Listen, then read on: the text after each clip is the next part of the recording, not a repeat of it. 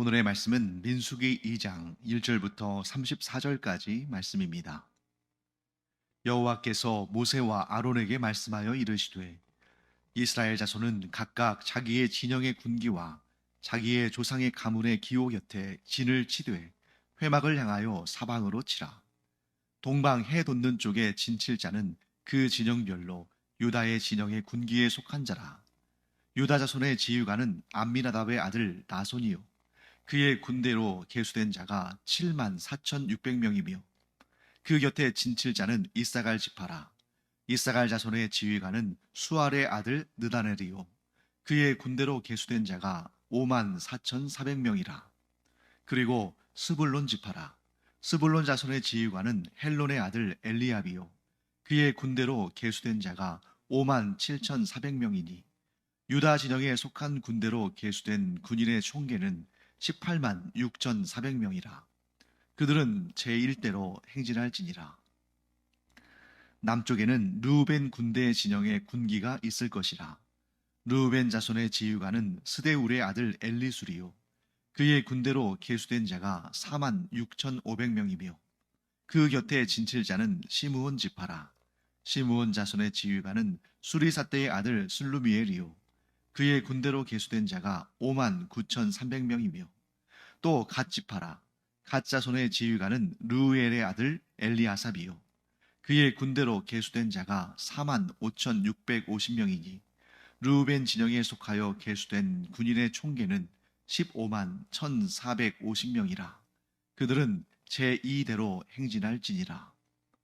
그 다음에 회막이 레위인의 진영과 함께 모든 진영의 중앙에 있어 행진하되 그들의 진친 순서대로 각 사람은 자기의 위치에서 자기들의 길을 따라 앞으로 행진할지니라. 서쪽에는 에브라임의 군대의 진영에 군기가 있을 것이라. 에브라임 자손의 지휘관은 암미웃의 아들 엘리사마요 그의 군대로 계수된 자가 4만 500명이며 그 곁에는 므낫세 지파가 있을 것이라.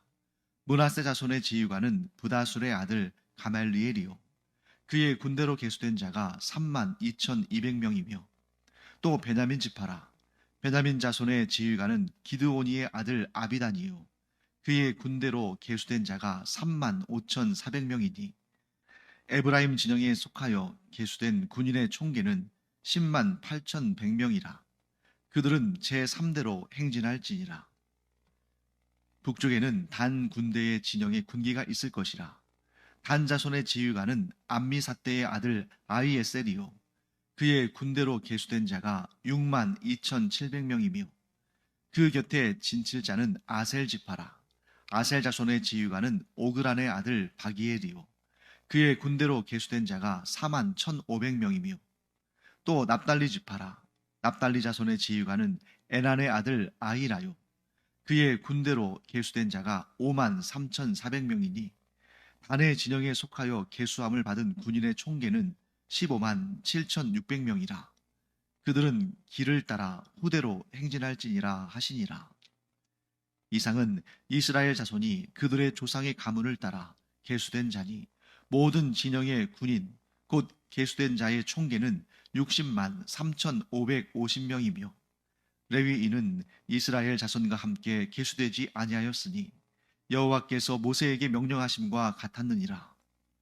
이스라엘 자손이 여호와께서 모세에게 명령하신 대로 다 준행하여 각기 종족과 조상의 가문에 따르며 자기들의 길을 따라 진치기도 하며 행진하기도 하였더라. 네, 오늘도 우리가 굉장히 긴 본문을 읽었죠. 민수기에는 인구조사의 내용, 또 반복적으로 설명하시는 그런 내용들, 이런 내용들이 많이 등장하기 때문에 다른 성경들에 비해서 굉장히 좀 분량이 한 번에 많이 이렇게 나가게 되니까요. 여러분들 좀 양해해 주시기 바랍니다. 네, 오늘 본문은 1절과 2절의 핵심적인 주제가 나와요. 그리고 그 다음부터는 또 이제 구체적인 그런 예들을 또 방식들을 하나님께서 말씀하시기 때문에 먼저 오늘은 결론을 말씀드리고 세부적인 내용들을 그 뒤에 또 말씀드리도록 하겠습니다. 자, 1절과 2절을 제가 한번 읽어보겠습니다. 여호와께서 모세와 아론에게 말씀하여 이르시되 이스라엘 자손은 각각 자기의 진영의 군기와 자기의 조상의 가문의 기호 곁에 진을 치되 회막을 향하여 사방으로 치라. 자, 여기에서 모든 진영의 위치와 방식에 대한 설명이 다 나옵니다.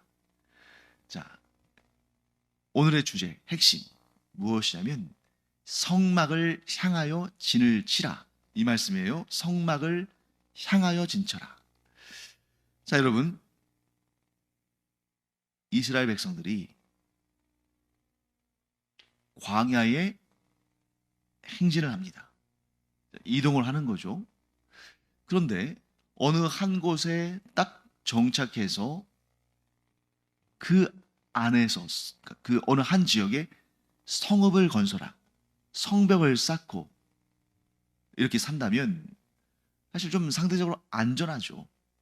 반면에 이 광야는 어떠한 인공 구조물도 없이 그들이 뭐 집을 짓는 것도 아니고 성벽을 쌓는 것도 아니고 계속 이동해야 되기 때문에 각자가 개인의 그 가정마다의 천막, 곧 장막을 두고 초막이라고도 하죠.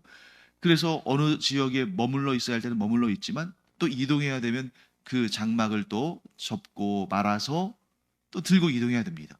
그러니까 사방이 다 튀어진 곳이에요. 뻥 뚫려 있는 거죠. 자, 이런 때에 위험한 것은 무엇입니까? 언제 어디서 어떠한 위험이, 어떠한 공격이 자신들을 향해서 밀려들지 알 수가 없는 겁니다. 자, 그럴 때 상식적으로 여러분, 그런 탁 트인 공간에서 텐트를 치고 거기에서 머물러야 한다면 어떤 방향을 향해서 그들의 시선이 향해야 할까요? 바깥쪽이죠.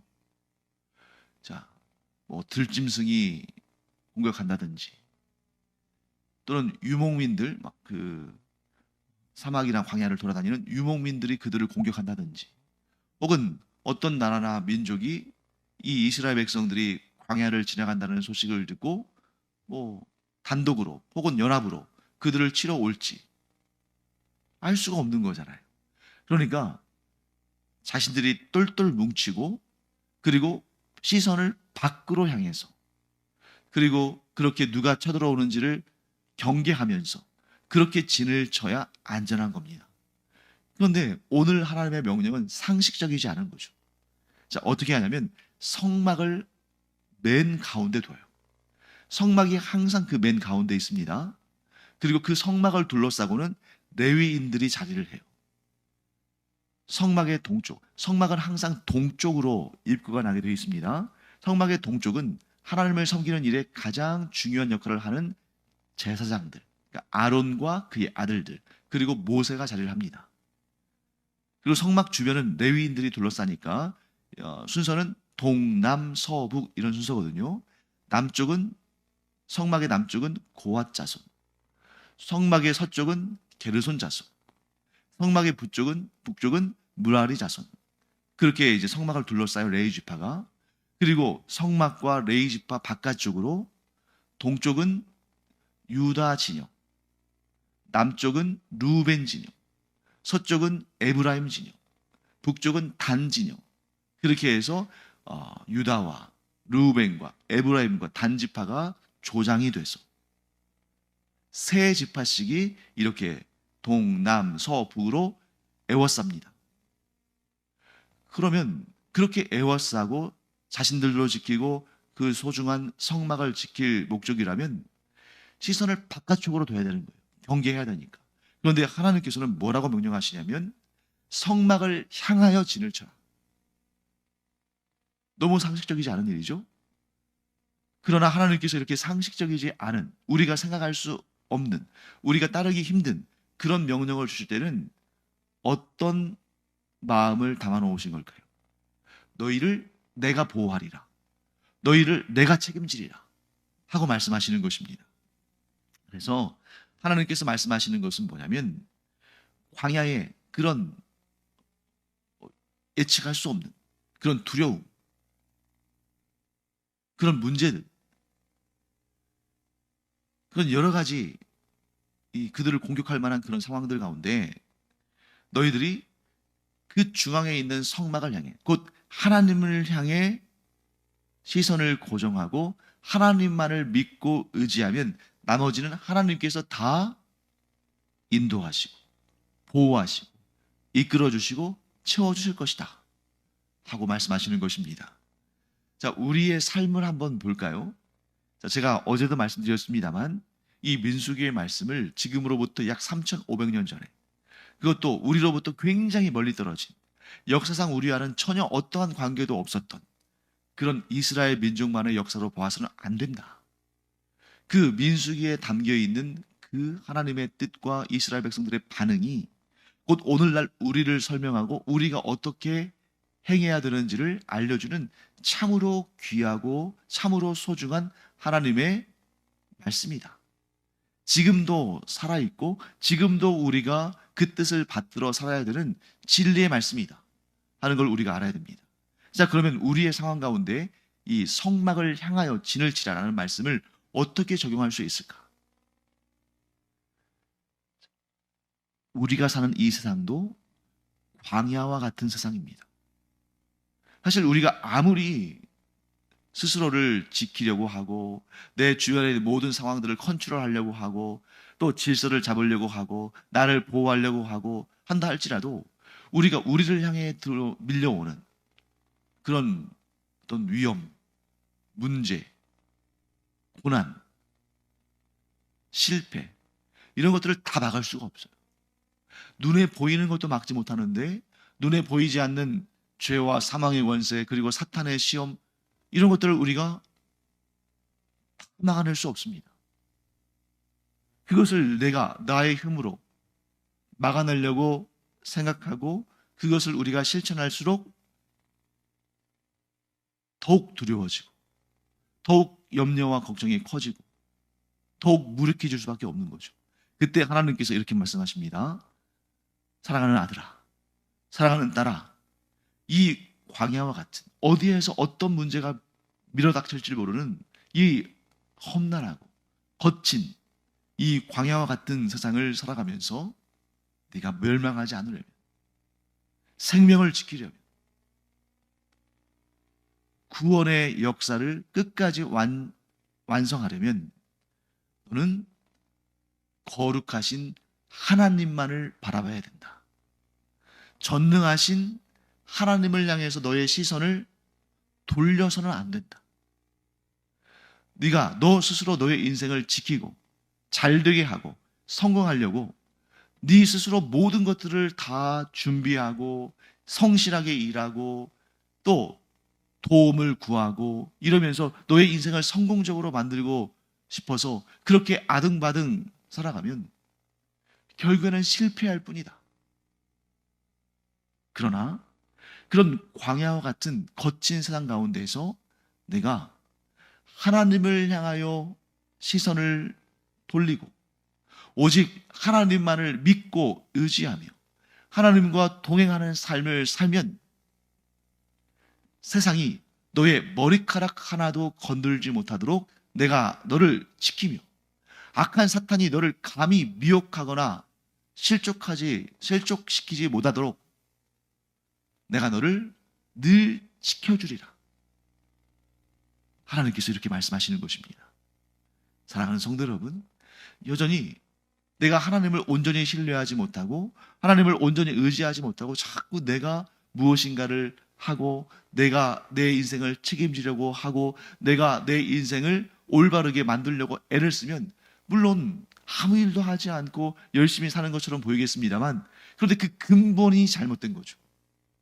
하나님을 믿는다는 것은 하나님을 전적으로 신뢰한다는 것이지 내가 하나님께 맡길 만한 부분이 따로 있고 내가 책임져야 할 부분이 따로 있고 하나님을 때로는 믿었다가 때로는 하나님을 믿지 못해서 다른 곳에서 도움을 구하고 이스라엘 백성들이 그렇게 했기 때문에 고난을 경험하고 때로는 망하고 하나님의 그 징계를 받는 것입니다. 사랑하는 성도 여러분, 우리가 그렇다고 해서 뭐 두 손 두 발 다 놓고 그냥 되는 대로 살아라. 그게 아니죠. 매 순간마다 하나님의 뜻이 무엇인지를 여쭙고 또 깨닫고 하나님께서 우리에게 주시는 그 말씀 가운데에서 성실하게 열심히 최선을 다해서 살아야죠. 하지만 우리의 중심은 항상 어떤 마음으로 가득 차 있어야 됩니까? 나는 하나님만 바라보리라. 내 인생은 내가 지키는 것이 아니라 전능하신 하나님께서 지켜주시는 것이다. 그러므로 나는 하나님을 절대적으로 신뢰하고 하나님만을 의지하리라. 하나님의 인도하심 가운데에 하나님의 선하신 역사를 나는 매 순간마다, 내 삶의 모든 순간마다 경험하리라. 이런 마음이 있는 자는 결코 망하지 않는다는 것입니다. 그 누구도 이런 마음을 가지고 있는 사람을, 이런 중심을 가지고 있는 사람을 무너뜨릴 수 없다는 거죠. 왜? 하나님께서 책임지시니까. 하나님께서 보호하시고, 하나님께서 채워주시고, 하나님께서 인도하시니까. 그리고 하나님께서 높여주시니까. 이 너무나도 단순한, 그러나 우리의 삶에서 실행하기는 어려워. 그러나 이러한 믿음을 가지고 살면 반드시 이 놀라운 역사들을 기적적으로 경험하는 그런 믿음의 삶. 곧 성막을 향하여 진을 치는, 성막을 향하여 나의 삶을 세워가는 그러한 우리가 되기를 간절히 축원합니다. 자, 이것이 바로 오늘 민수기 2장이 우리에게 말씀하시는 중심 주제입니다. 그러면 이제 그 다음에 있는 아주 긴 본문, 여러분들이 이게 무슨 말씀인가 할 수도 있습니다만 굉장히 반복되는 것 같으면서도 막 이름도 많이 나오니까 어렵죠. 그런데 패턴이 있어요. 그 패턴을 여러분들이 잘 이해하시면 그렇게 어렵지 않게 이 본문을 이해하실 수가 있습니다. 패턴을 말씀드릴게요. 이미 패턴은 나왔습니다. 이스라엘 백성들의 진영은 그 중심에 성막이 있다. 즉 하나님께서 이스라엘 진영의 중심에 계신다. 그리고 이스라엘 백성들은 그 동서남북 사방에 진을 치는데 성막을 향하여 진을 친다. 그리고 순서는 항상 동쪽이 먼저입니다. 근데 우리는 동서남북 하잖아요. 그런데 이스라엘의 순서는 동남서북 이렇게 돼요. 동쪽, 남쪽, 서쪽, 북쪽. 그러니까 이 시계 방향으로, 동쪽에서부터 시작해서 시계 방향으로 돌아가는 겁니다. 3시에서부터 시작해서 이렇게 시계 방향으로 돌아가는 거예요. 그리고 항상 동쪽이 제일 선발대이면서 제일 중요합니다. 그래서 성막을 가운데 두고 그 성막의 입구인 동쪽에 가장 가까운 곳에 자리를 잡는 것은 모세와 아론, 그리고 아론의 아들들로 구성된 제사장의 무리입니다. 그리고 이제 3군데 남았잖아요. 남서북, 레위 지파의 새 그 주류들, 주류 민족 그 가문들. 그래서 남쪽은 고앗 자손, 서쪽은 게르손 자손, 북쪽은 무라리 자손. 이 고앗 자손이 중요한 이유는 뭐냐면 아론과 모세가 이 고앗 자손이에요. 그래서 이 아론의 직계가 제사장으로 세워지기 때문에 그 고앗 자손들이 가장 중요한 제사장들이 출신된 가문이라고 볼 수, 제사장들이 나온 가문이라고 볼 수 있는 거죠. 반면에 이제 그렇기 때문에 이 고앗 자손은 나중에 이 회막, 이 성막을 이동하게 될 때 중요한 것들만 듭니다. 뭐냐면 어깨에 매는 것들. 예를 들면 언약궤, 또 진설병상, 분향단, 이렇게 수레에 태우지 않고 제사장들이 직접 체에 꿰어서 어깨에 매는 그런 아주 핵심적인 기물들을 옮기는 역할을 고앗 자손이에요. 그래서 그들에게는 수레가 주어지지 않아요. 왜? 다 짊어지고 가야 되니까.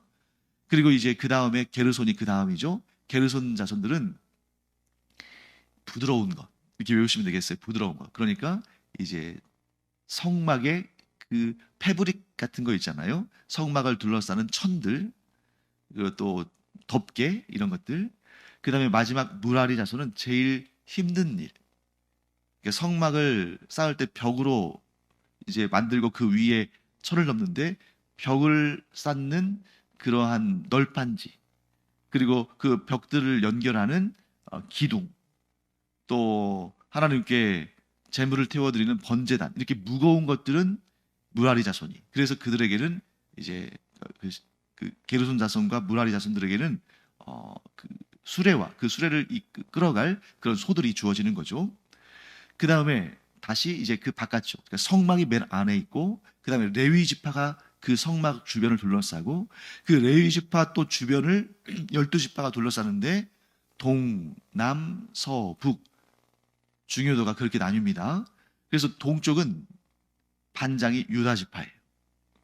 남쪽은 반장이 르우벤 지파, 서쪽은 반장이 에브라임 지파, 북쪽은 반장이 단 지파, 이렇게 되는데 그 반장들, 그 각각의 진영이 세 진영씩, 그래서 동서남북이 4개의 방위니까 세 지파씩 한 진영을 구성하면 3, 4, 12, 12지파가 나오죠. 그 중에 반장, 즉 우두머리가 동쪽에 유다, 남쪽에 르우벤, 서쪽에 에브라임, 북쪽에 단지파, 이렇게 되는 거예요. 그리고 그 지파들을 잘 보시면 어떻게 구성되냐면 동쪽과 남쪽은 야곱의 4명의 아내들 가운데 제일 첫 번째 아내였던 레아의 후손들, 레아 혹은 레아의 여종인 실바의 자식들, 그들이 이룬 지파들, 이렇게 됩니다. 그래서 동쪽과 남쪽은 레아, 이렇게 기억하시면 돼요. 그 다음에 서쪽과 북쪽은 그럼 누구겠어요? 라헬이겠죠. 라헬. 그리고 라헬의 여종인 빌하의 소생들. 그리고 예외적으로 레아의 여종이었던 실바가 낳은 아들 가운데 한 명, 둘째인 아셀이 북쪽 그 진영에 들어가는데 그건 조금 이따 설명드리겠습니다. 이제 그럴 수밖에 없는 이유가 있어요. 이렇게 3명씩 배치하다 보니까. 동쪽 진영은 유다 지파가 반장인데 레아의 아들들이 거기에 속합니다. 그래서 유다 지파와 이사갈과 스불론 지파가 한 팀을 이루어서 동쪽 진영을 이루어요. 자, 유다는 레아의 아들이죠. 4번째 아들입니다. 자, 레아가 맨 처음에 4번의 출산을 하면서 4명의 아들을 연달아 낳죠. 순서대로 한다면 루벤, 시므온, 그 다음에 레위, 유다입니다. 그러면 사실 순서로 따진다면 동쪽에 장자인, 야곱의 장자인, 이스라엘의 장자인 루벤이 조장으로 가야 되는데 이 첫째 아들 루벤과 둘째 아들 시므온은 유다에게 밀려서 동쪽 진영이 아니라 남쪽 진영으로 가요. 그 얘기는 뭘 의미합니까? 유다 지파가 제일 선봉대에 서도록 하나님께서 지시하셨다는 거예요. 이미 거기에서 구원자이신 예수 그리스도께서 유다 지파에 오실 것을 이미 하나님께서 그렇게 설명하신 거예요. 그런데 이제 그것을 눈치가 빠르면 이해할 수 있는데 아니 왜 넷째 아들이 선봉대에 서지? 이렇게 생각할 수도 있는 거죠. 거기에 이제 이유가 있습니다. 유다 지파에서 다윗이 나, 다윗의 후손으로 메시아이신 예수 그리스도께서 이 땅에 오시기 때문에 유다 지파를 하나님께서 선봉대에 세우신 거예요. 메시아가 오시는 그 방위도 동쪽일 거라고 생각하는 이유도 바로 그런 진영과 관련이 있습니다. 자, 그래서 첫째 아들 르우벤과 둘째 아들 시므온은 밀려나서 남쪽 진영으로 갔어요. 근데 셋째 아들 레위는 그 동쪽 진영에 있지 않습니다. 왜? 성막 주변을 둘러싸고 있으니까. 그래서 넷째 아들 유다가 동쪽 진영의 조장이 되고 거기에 2명이 더 붙는데 2지파가 더 붙는데 이사갈과 스불론입니다. 자, 이사갈과 스불론은 레아가 다 이제 자식을 더 이상 못 낳을 줄 알았는데 나중에 하나님께서 2명을 더 주셔요. 그래서 9번과 10번 아들 이사갈과 스불론이 태어나죠. 그래서 그들을 유다와 붙여서 동쪽 진영을 이루게 하십니다. 자, 남쪽 진영은 우리가 이제 방금 전에 제가 말씀드린 것처럼 야곱의 첫째 아들과 둘째 아들 유다에게 밀려서 거기로 갔죠. 그래서 첫째 아들 르우벤, 둘째 아들 시므온, 거기에다가 누가 더 추가되냐면 갓이 추가됩니다. 갓은 누구냐면 레아의 친아들은 아니에요. 하지만 이 레아와 라헬이 이 두 명의 자매가 서로 야곱의 사랑을 얻고 서로 자식을 많이 낳으려고 막 이렇게 시합을 하다 보니까 어떻게 하면 내 계통에 나의 편에 아들들을 많이 낳을 수 있을까 하면서 라헬이 자기의 여종인 빌하를 야곱에게 아내로 주어서 자식을 낳게 합니다. 라헬이 스스로 자식을 낳지 못하니까 자기 여종을 대신해서 이제 자식을 낳도록 남편 야곱에게 아내로 이렇게 주는 거죠. 거기에서 난 아들들이 단과 납달리입니다. 그러자 이제 또 자극을 받은 레아가 또 자기의 여종인 실바를 야곱에게 아내로 주어서 거기서 또 두 명의 아들을 낳는데 또 그들은 갓과 아셀입니다. 그래서 그 갓, 레아의 여종인 실바의 큰아들인 갓이 이 남쪽 진영에 들어가요.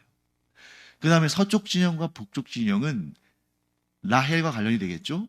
그래서 라헬의 아들 둘이 있는데 둘이 어떻게 됩니까? 11번째 아들인 요셉, 12번째 아들인 베냐민. 그런데 우리가 이제 그 지파들을 쭉 구성해서 볼 때 12명의 지파들 가운데 레위 지파를 뺀 12명의 지파들 가운데 나머지는 전부 야곱의 아들들인데 2명은 야곱의 아들들이 아니라 요셉의 아들들, 곧 야곱의 손주들이죠. 삼촌들과 함께 땅을 분배받은 거예요. 왜 그랬습니까? 요셉이 중요하지 않아서가 아니라 하나님께서 요셉에게 이 야곱을 통해서 두 몫의 복을 주시기 때문에 요셉은 두 몫의 땅을 분기수로 받은 거나 마찬가지예요. 그래서 그 요셉의 두 아들 에브라임과 므낫세, 그리고 라헬이 낳은 마지막 아들 베냐민까지 해서 라헬의 아들 그리고 손주들이 서쪽 진영을 이룹니다. 그리고 북쪽 진영은 누구겠어요? 라헬과 관련된 라헬의 여종인 빌하가 낳은 아들. 그래서 이 북쪽 지역은 어떤 사람들이 있냐면 단과 아셀, 납달리 이렇게 되는데, 자, 라헬이 낳은 두 아들이 단과 납달리죠. 근데 세 지파를 이루어야 되는데 한 명이 빠졌어요. 그게 누구냐면 레아의 여종인 실바가 낳은 둘째 아들인 아셀이 빠졌거든요. 그 아셀이 여기 들어가요. 그래서 빌하의 두 아들인 단과 납달리, 그리고 실바의 둘째 아들인 아셀이 들어가서 이렇게 진영을 이룹니다. 그러니까 이 순서가 동, 남, 서, 북 이렇게 진행이 되는데 야곱이 취했던 아내들 가운데 레아가 그래도 조강지처니까 동과 남을 차지하고, 라헬이 야곱의 사랑을 많이 받았지만 그래도 레아의 동생이고 조강지처는 뭐 조강치라고 할 수도 있겠지만 왜냐면 먼저 야곱이 사랑했으니까, 하지만 순서상으로는 또 밀려나서 서와 북을 이룬다 이렇게 보시면 되겠습니다. 자, 여기까지가 이제 성막을 향하여서 진을 친 이스라엘 12지파의 진영이다 이렇게 볼 수 있겠고요. 이 내용은 여러분들이 외워두시면 좋지만 또 내가 너무 이렇게 외울 게 너무 많은 것 같다 하시면 굳이 외우시지 않으셔도 좋습니다. 하지만 이런 순서로 이렇게 이루어졌다 하는 것들은 머릿속으로 좀 어느 정도 윤곽을 가지고 계시면 좋겠죠. 기도하겠습니다. 하나님, 오늘 하나님께서 이스라엘 백성들에게 성막을 중심으로 진영을 구성하면서 그 성막을 향하여 진을 치라고 말씀하신 것을 봅니다. 저희들의 삶도 외부에서 아무리 어렵고 힘들고 고통스럽고 두려운 일들이 있다 할지라도 온전히 하나님을 신뢰하여 저희들이 하나님을 바라보며 인생길을 걸어갈 때에 하나님께서 저희를 지키시고 저희에게 가장 좋은 것들로 채워주시는 그 은혜를 누리게 하여 주시옵소서. 감사드리며 예수님의 이름으로 축복하며 기도합니다. 아멘. 기도하는 시간입니다. 기도하는 이 시간 우리가 하나님께서 우리에게 성막을 향하여 진을 치라 라고 말씀하시는 것을 마음에 받아들이고, 우리가 우리의 삶 가운데서 여러 가지 문제들이 있고 또 두려움도 있고 걱정도 있겠지만 하나님을 바라보는 그 시선을 절대로 돌리지 아니하고 하나님을 주목할 때 하나님께서 우리에게 보호하심과 인도하심과 복주심과 구원의 모든 역사를 이루시는 그 놀라운 은혜를 베푸실 줄을 믿습니다. 기도하겠습니다.